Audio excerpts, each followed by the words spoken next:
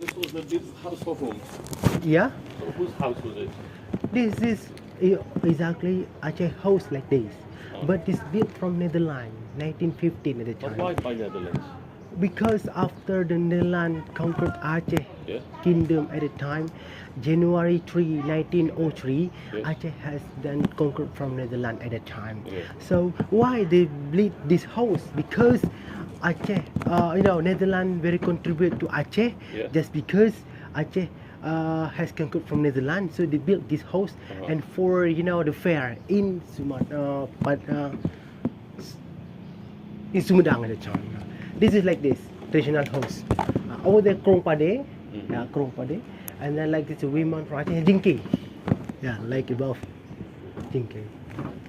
Jingke. But this was only 56 pillar, you know what? But the other house in Aceh, we don't have like that. Just only 18 and 16 pillar. But So that's a very big one. yeah, it's a big one. Come on.